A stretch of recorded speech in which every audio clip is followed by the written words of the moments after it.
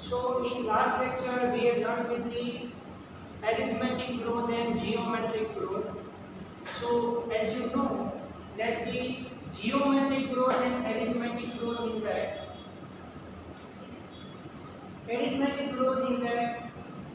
what do you remember that in arithmetic growth the one cell divided into two. So out of the two cells, one cell lost its divisional capacity and another cell divides, and afterwards out of the two cells, one cell lost its divisional capacity as well as one cell remains, and so on. So as a result, you know that in the arithmetic growth the linear curve form. So one cell it is divided into two.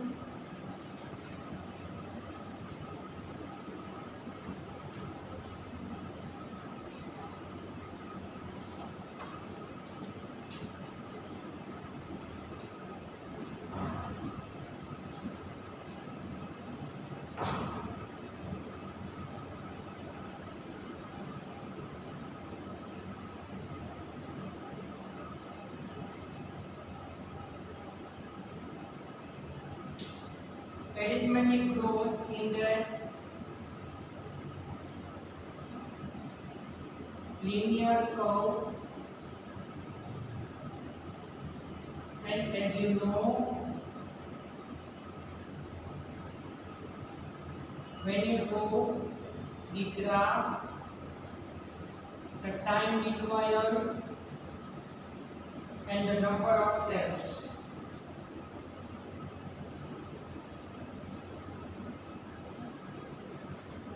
So here linear growth is there. Okay, and second is geometric growth. So as you know that in the geometric growth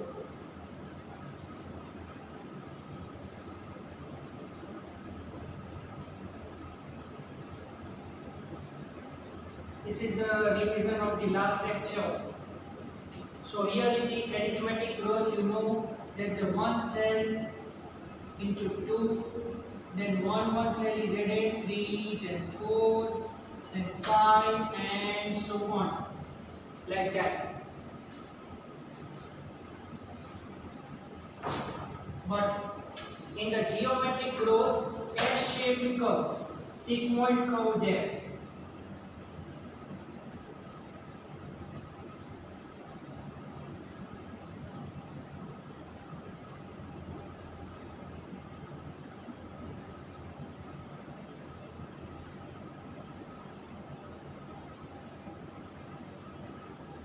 So geometric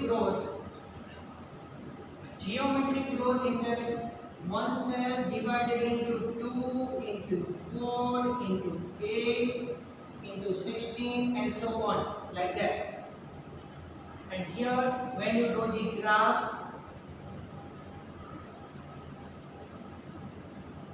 so here again time, and here number of cells or the growth rate.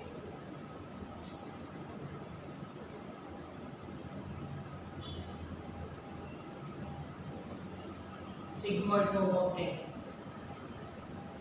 So here what happened, that initially when the time is at 0, so initial rate is very slow, but within a short period of time the growth is reached at a peak level, and at some place the growth is reached at a peak level, then gradually it diminished, and then in the equilibrium state.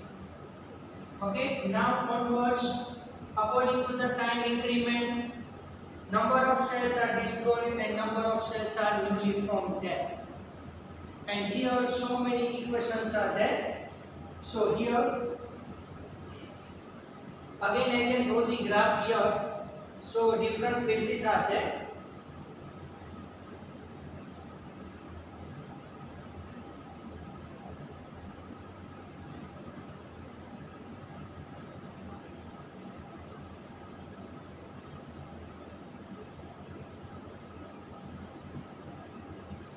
in the textbook it is given that on the x-axis time and the size or weight of the organ or growth rate.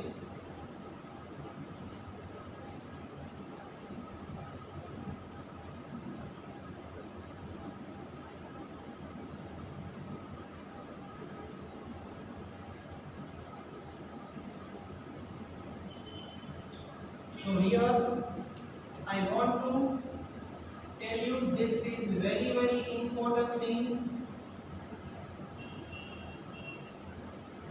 Okay, initially see in the diagram it is labeled that initially this is known as lag phase.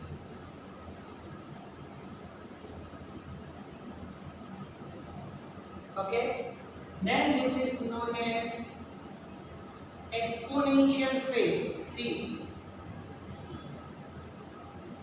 exponential. But one thing, here on the top of that graph, log phase.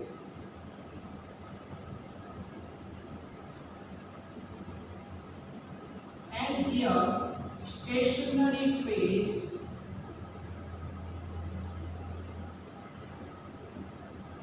Or equilibrium phase.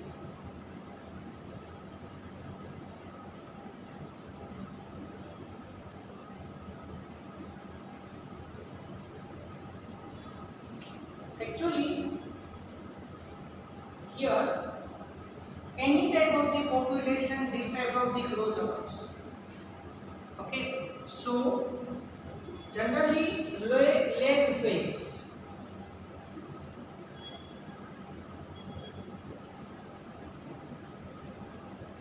Lag phase is known as positive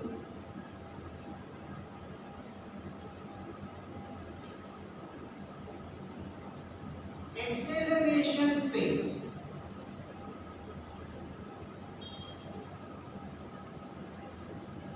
Here growth is very slow.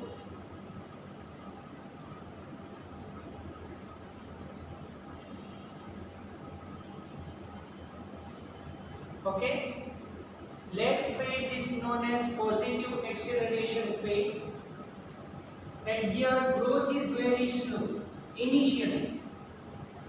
Exponential phase, the growth is very rapid.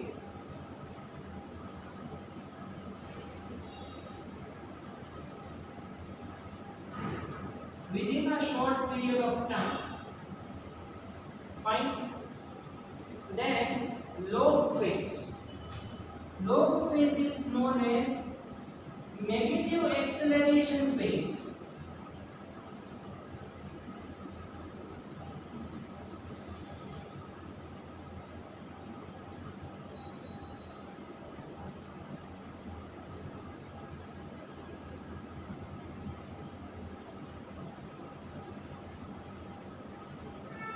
And now in this phase, the growth is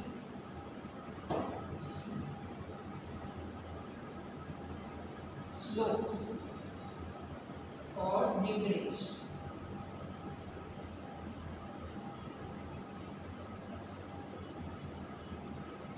Then stationary phase or equilibrium stage, in that the growth is at the stationary phase, the growth is stable. Okay, so in any type of the population, this is applicable there. So here you have to remember the equation there. Let's see from the textbook. Growth rates. In previous class, I'll explain you that both the diagrams there, arithmetic and the geometric. And C is embryo development. See, generally here what happened during the embryonic development, Geometric growth and arithmetic growth both are there. Fine. Sometimes what happen, there is increase in the number of the cell. Sometimes there is a maintenance of the number of the cell also. Fine. The increase the growth per unit time is termed as a growth rate. At a given period of time, the number of cells, okay, it is known as growth, increased. Thus, rate of the growth can be expressed mathematically. An organism or the part of an organism can produce more cells in variety of ways. The growth rate shows increase that may be arithmetic or geometrical. In arithmetic growth, following mitotic cell division, you know that during the cell division, one cell divides and forms into new cells. Only one daughter cell continue to divide while the other differentiates and mature. So please you remember this line. In the arithmetic growth, the one cell is continuously divided. Another newly second formed cells, it is differentiated and become mature. The simplest expression of the arithmetic growth is exemplified by root elongating at a constant rate. So here, arithmetic growth can be applicable for root growth. Look at figure number 15.5. On plotting the length of the organ against the time, the linear curve obtained, mathematically it is expressed as, so arithmetic growth for that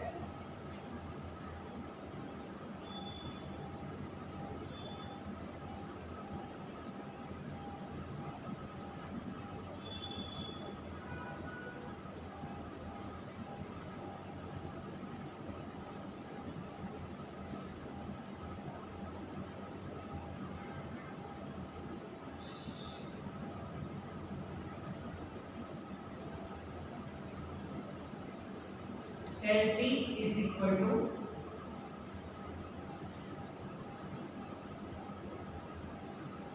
L0 plus RT.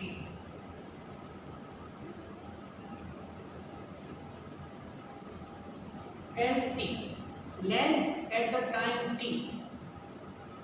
At the time t we measure the length that is expressed by LT.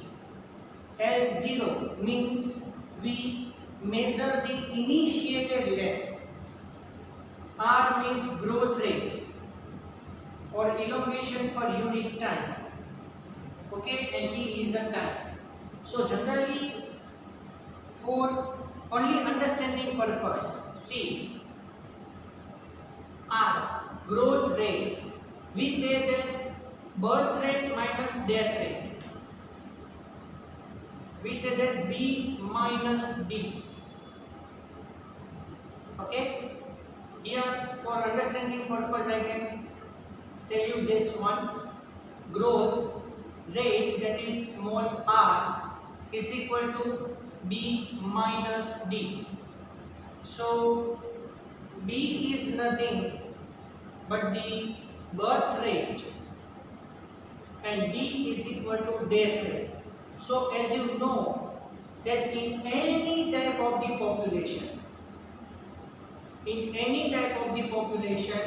if birth rate is more than the death rate, the growth rate increases because number of individuals are added in the population are more. So birth rate is more than the death rate, we say that increase in the population. Similarly opposite to it, death rate is more than the birth rate, population declines or decreases. So this is the arithmetic growth. Let us now see what happened in the geometric growth. In most systems, the initial growth is slow, that is known as lag phase, increasing rapidly thereafter at exponential rate, log phase or exponential phase. So I have plotted that log phase just little bit upward. This is known as actually negative acceleration phase. So when you apply this S-shaped sigmoid curve for the any type of the population, then you find out that positive acceleration phase, only you remember, exponential phase or log phase, fine, then here negative acceleration phase, and then the equilibrium stage or the stationary stage, like that.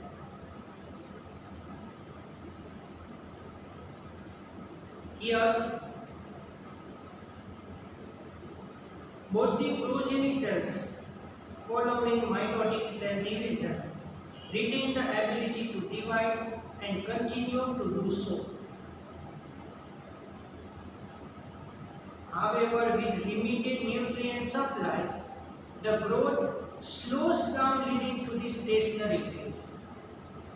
Just a little bit you revise. Initially, the growth is very rapid. Why? Because number of individuals are less, nutrient is more amount. But at one time what happened? That when the organisms are reach at a peak level, so they obtain the adequate amount of the nutrients from its surrounding atmosphere. So now the nutrients are over, and due to this reason, stationary growth occurs. So at one time what happened? That number of individuals are adequate in number, so they obtain the nourishment from the cultural media. So now due to the lack of the nourishment, the growth is stationary. If we plot the parameter of the growth against the time, we get typical sigmoid or S curve. The sigmoid curve is characteristic of the living organism growing in the natural environment. That's why I have told you that geometric growth is applicable for any type of the population. It is the typical for all cells, tissues and organs of a plant. Can you think of more similar examples?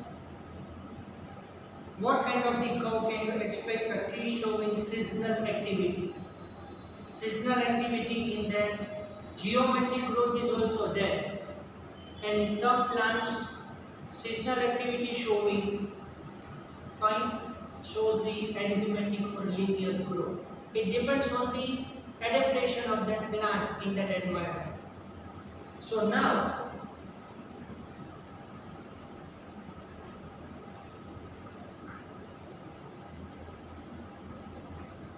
for geometric growth equation, you remember that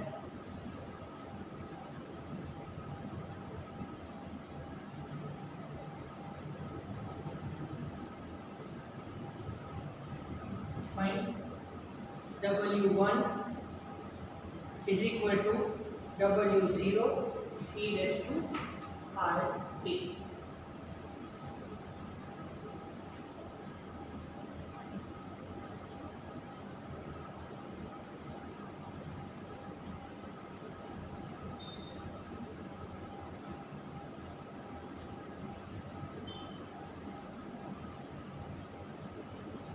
W1 final size, weight or height or number, etc. W0, that is initial size at the beginning time of the period. R is growth rate, T is time of the growth, base of the natural logarithm 2.71828, something value is there, 2.71828, the natural E value is there. Here R is relative growth rate, and it also the measure of ability of the plant to produce the new plant material, referred to as efficiency index. Efficiency index means at a given time there is increase or decrease in the growth. Hence, final size of W1 depends on the initial size, that is W0.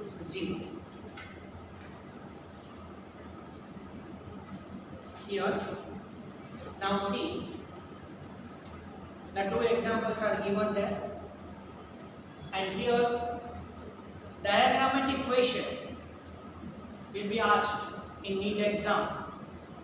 Fine. Actually here two types of growth can be shown there. Two leaves are there, leaf A and leaf B. See properly. In leaf A, initial size 5 cm square, whereas in leaf B, the initial size 50 cm square. Both leaves A as well as B increased 5 cm square at the same time in both. So here what happened, that in leaf A, initially the size is 5 cm square, now it become 10 cm square, so become double. It is known as absolute growth. Absolute growth. And in second diagram, initial size is 50 cm square, then it becomes 55 cm square. It is known as relative growth. Okay, so that dotted line shown in the diagram, that is denoted by A1 as well as B1.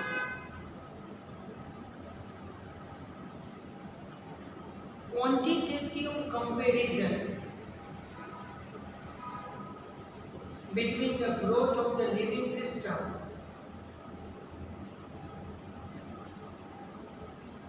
can also be made in two ways: measurement and the comparison of the total growth per unit time is known as absolute growth rate.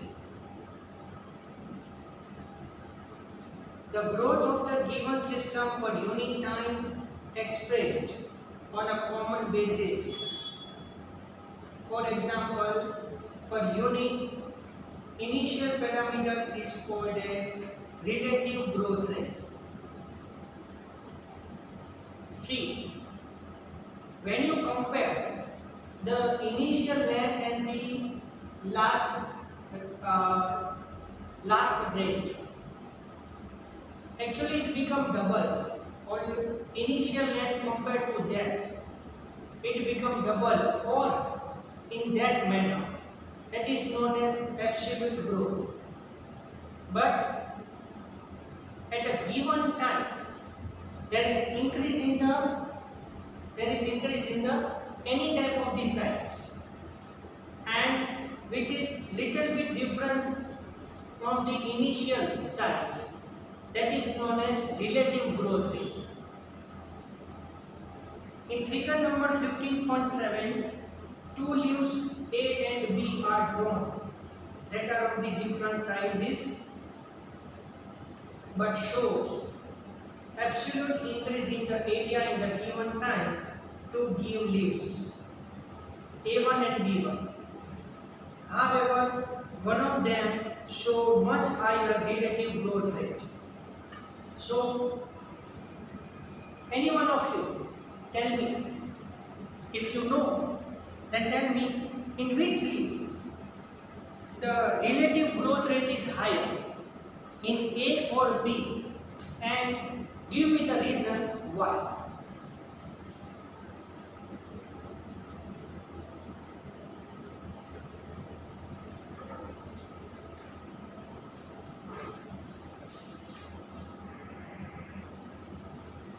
So you are right that here A shows higher relative growth rate because in A the growth becomes double. You are right. Fine. Whereas in the B, initial rate is 50 centimeters square and then last one that is 55 centimeters square. So only at a, yes, in both that 5 centimeters square per given time, the time is same, the duration is same in both, but A is absolute growth rate whereas B is relative growth rate comparatively between the terminate size and initial size.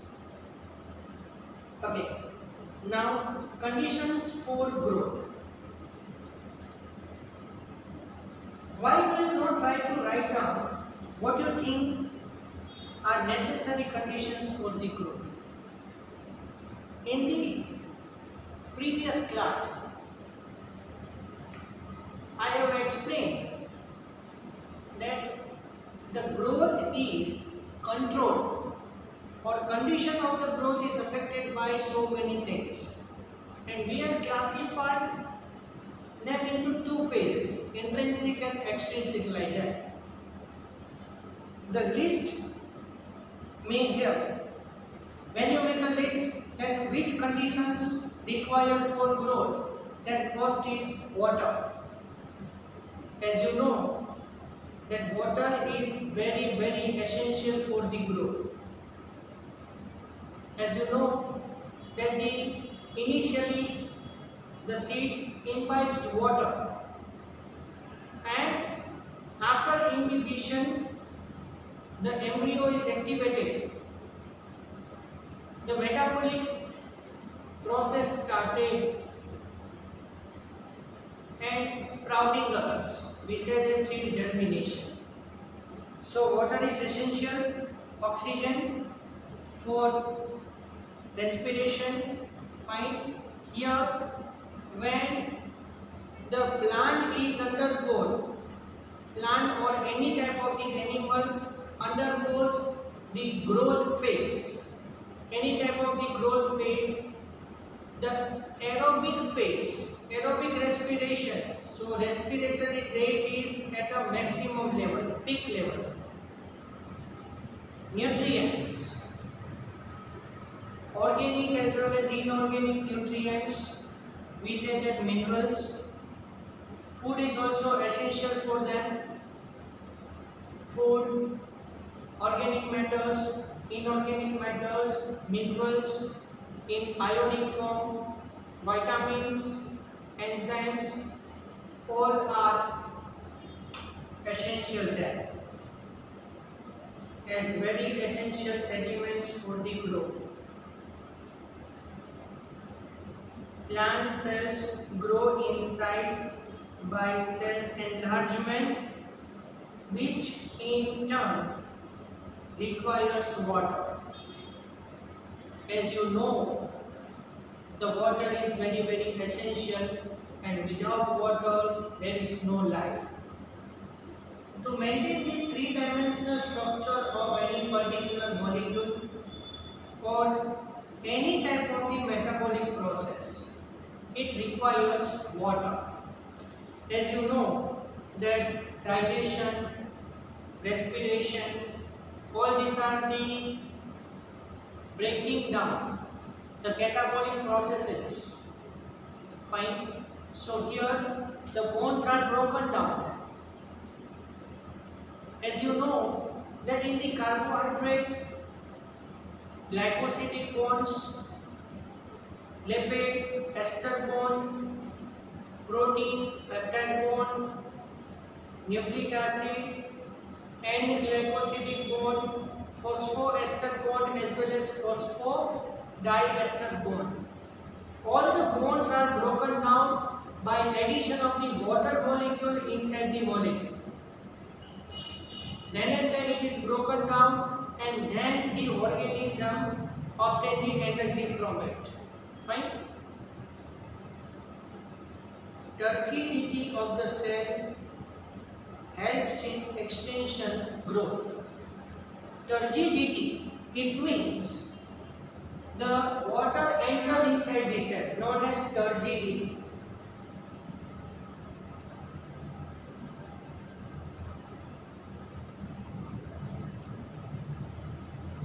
Turgidity also known as endosmosis. It means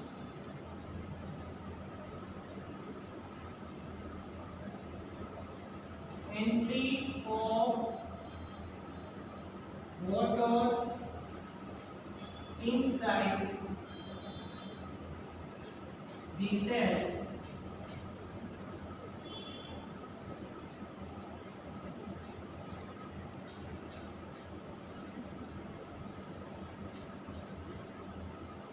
leads to increase in length and weight of cell. Fine. So due to entry of the water, cell swells. Turgidity. Turgidity occurs where? When turgidity occurs? Fine. When you put this cell inside the water, when you put the cell inside the water, water enters inside the cell. As you know that the plasma membrane, it is selective permeable as well as semi-permeable. It only allows the water to pass through it. Due to entry of the water inside the cell, cell swells, increasing the width as well as length of the cell. And due to this reason, due to this turgidity, elongation occurs. Fine. So turgidity is also known as endosmosis 1. Thus, plant growth and further development is intimately linked to water status of the plant. Water also provides medium for enzymatic activities needed for the growth. For enzymatic activity to perform the much more enzymatic activity at a maximum level, find water required to initiate or aggravate the growth. Oxygen helps in releasing metabolic energy essential for growth activities. Oxygen is essential for aerobic respiration, and due to the aerobic respiration, energy releasing molecule is synthesized, I mean to say ATP there, and after production of the ATP, it liberates the energy to do the activity. Nutrients, macro and micro. In macro, NPK, along with that magnesium, calcium, phosphorus are also there. In macro, you refer 12th chapter for this. Okay. Nutrients for the plant are divided into two phases, macro as well as micro. Macro nutrients can required in the large quantity, whereas micro required in least quantity, very less, are required by the plants of the protoplasm and acts as a source of the energy.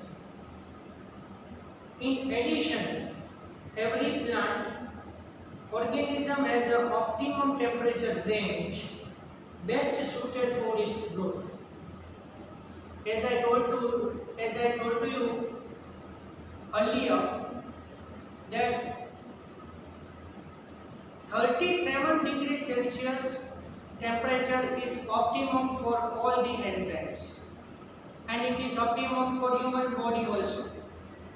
Fine, but for any type of the enzymatic activity or any type of the growth activity, 10 to 25 degrees Celsius temperature is optimum. It is very suitable for all the types of the plants.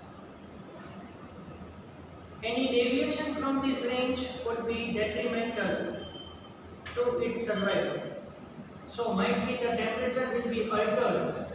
Fine, so growth is affected there. Environmental signals such as light and gravity also affect certain phases or stages of the growth. So light intensity, the light energy which is obtained by the organisms to do any type of the activity further.